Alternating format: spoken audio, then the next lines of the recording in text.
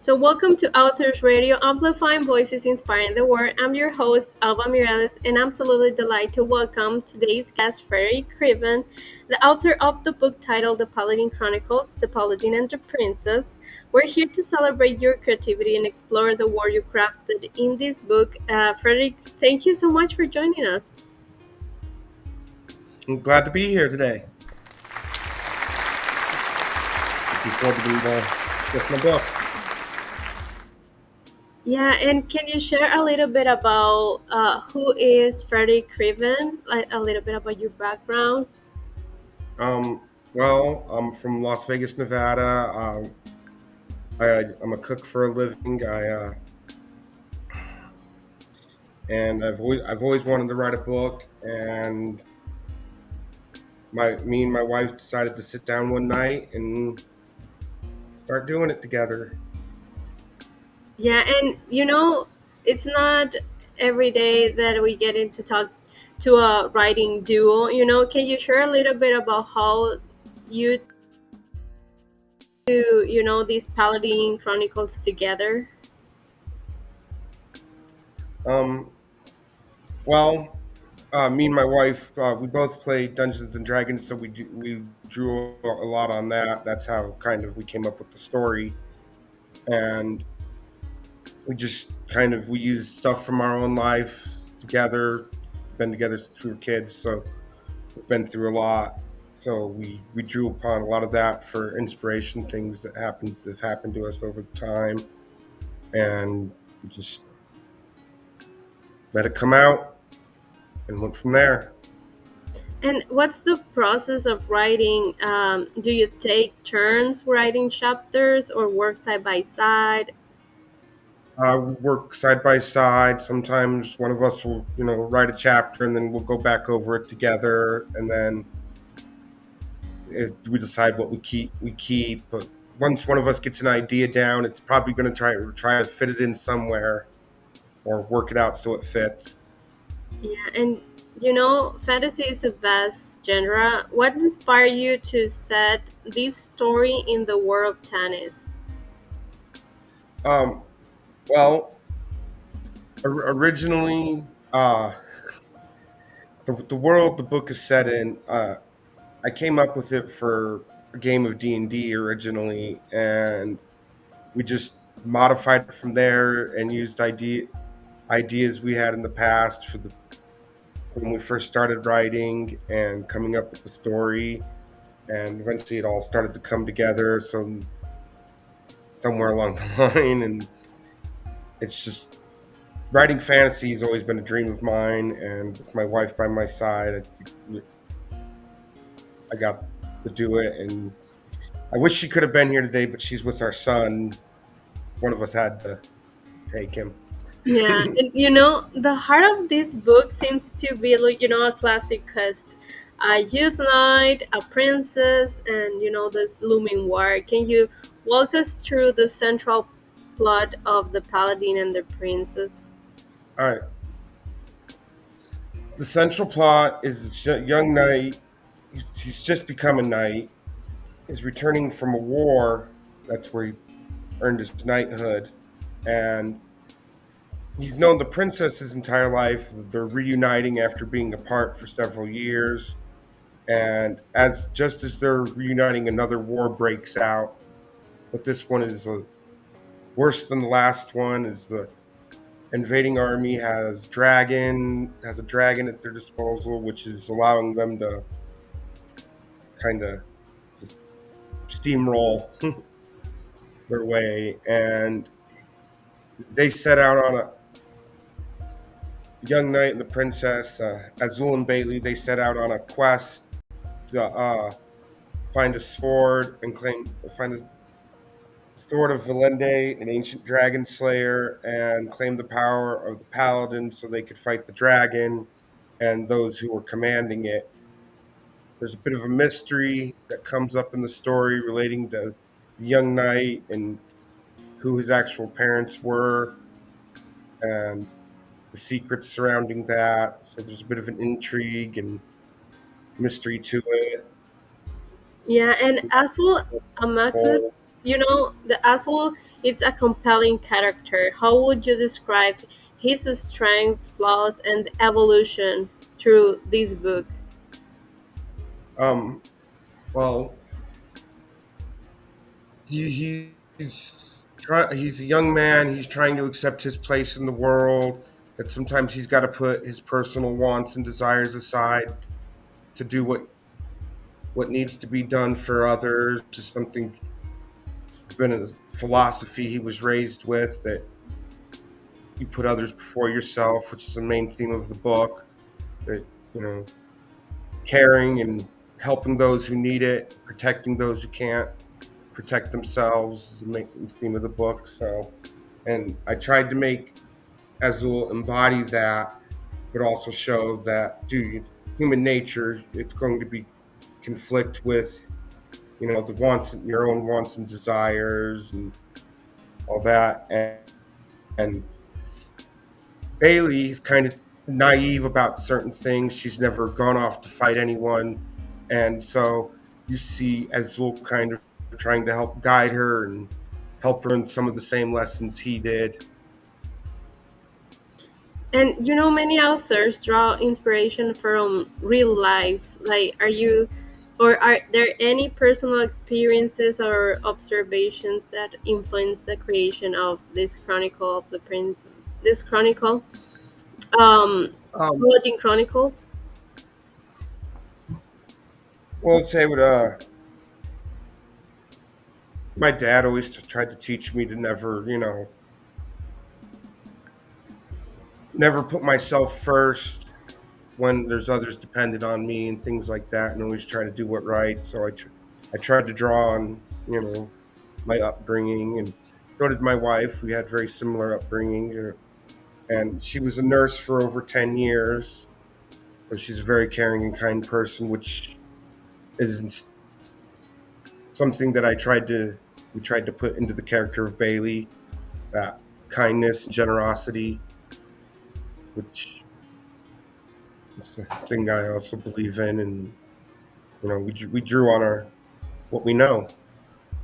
Yeah, and I also saw that the War of Tanis and Rockport feels like it has deep lore. Deep lore. How much of the world did you build before starting the story?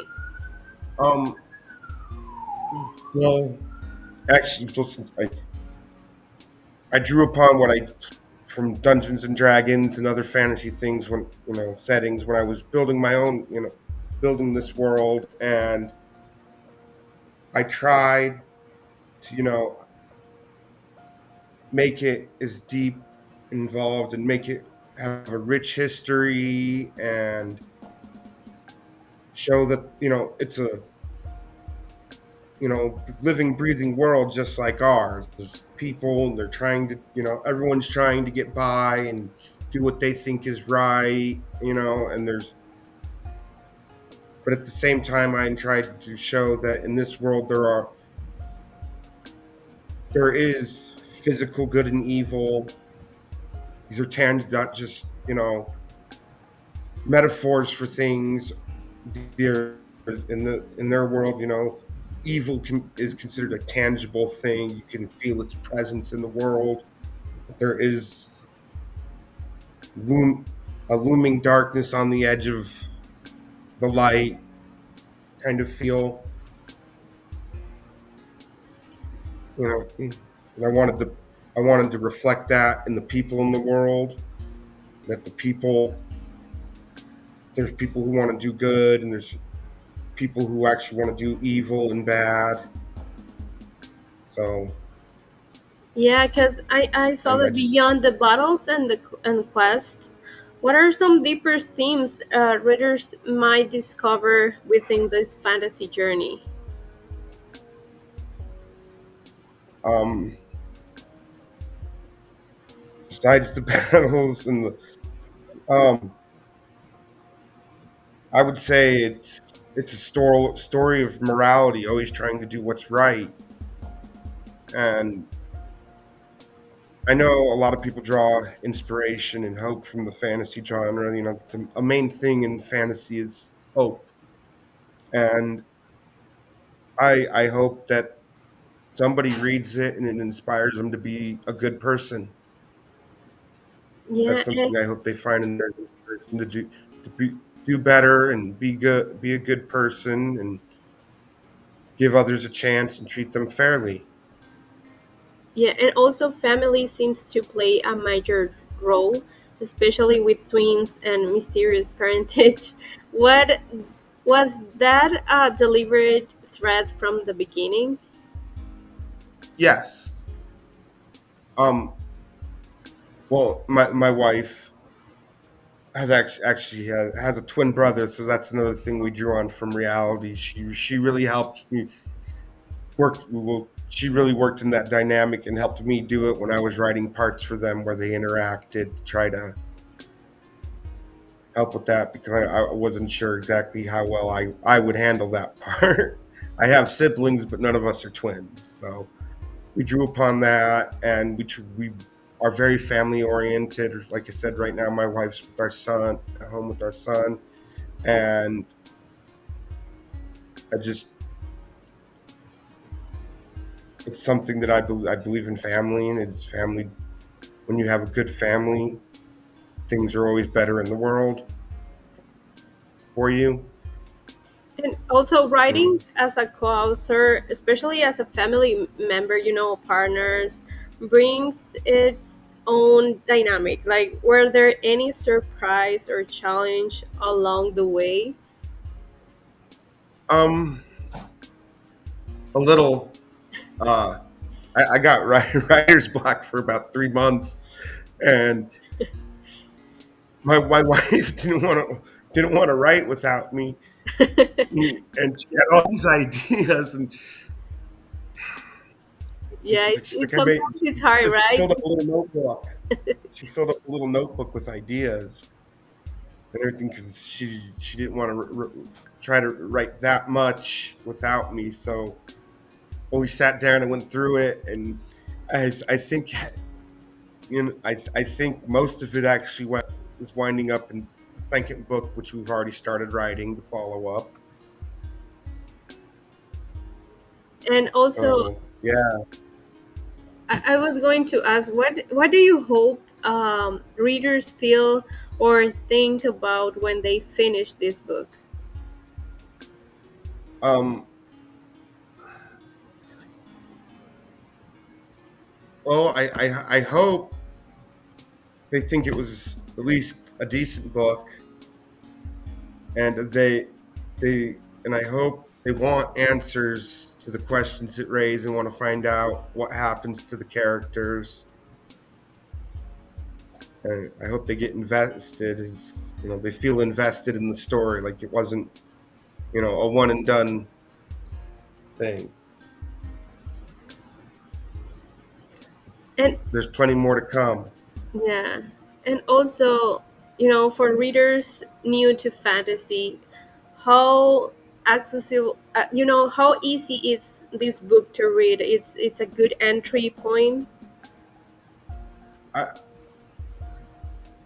I would think it's a good entry point for someone new to fantasy. It would be easy to read. I tried to spread out the lore so it wasn't heavy with it early on, or too much for someone who might be new to the genre. I would for someone who picks it up for for the first time reading fantasy, that they should be able to get into it really easy. Okay, and um, what advice will you give, those people who are thinking on start writing, especially those dreaming of building a fantasy world of their own? Um, well, go for it. Yeah. Honestly, it's a great feeling, even if you don't publish it or you go an alternate route of getting the story out there, or you just feel like you need to write for an audience of one.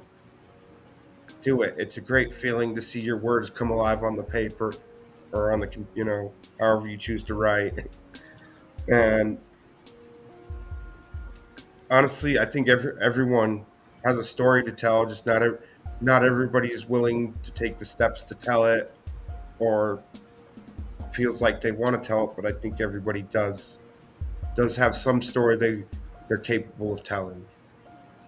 And right now, have you received any early reader feedback or reviews that stood out to you? Um, the, uh, a little bit of the reader feedback that I've gotten is that it's worth giving it a shot. A couple people I didn't even know that are friends of mine uh, keep asking me when I'm going to put the second one out, and it's like we just got this one out, and the second one's a bit of ways away, I think, and they want to know what happens. They're invested in the characters, so I find the feedback I've gotten so far has been pretty good. Um, I I haven't gotten a lot of reviews yet, but the couple I have look good. That's nice. And have readers started asking you about the next book already?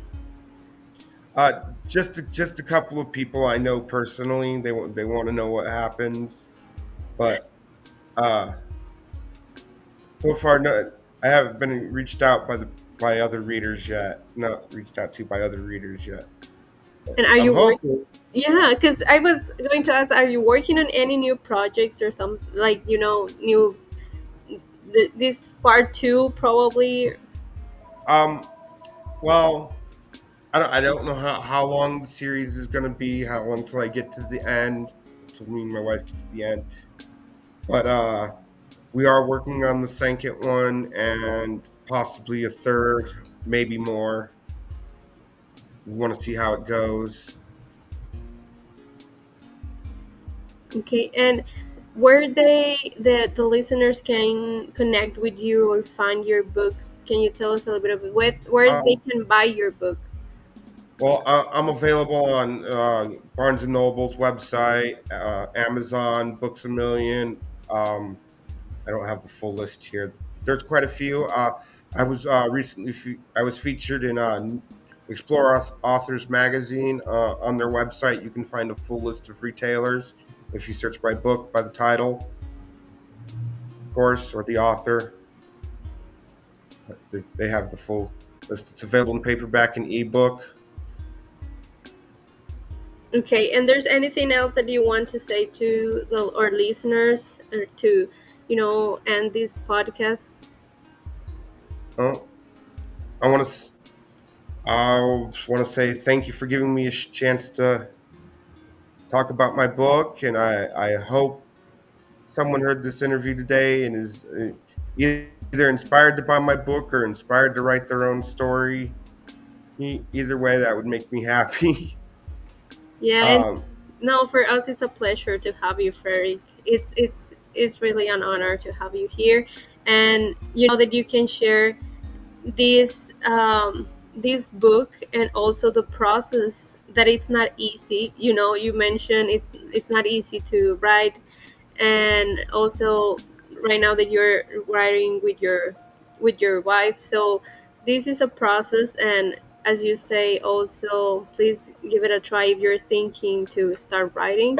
And Frederick, it has been a pleasure to have you here in Authors Radio. Thank you for giving us a glimpse into your work and sharing your passion. And listeners, be sure to check his book. Thank you for tuning into Authors Radio, amplifying voices, inspiring the world.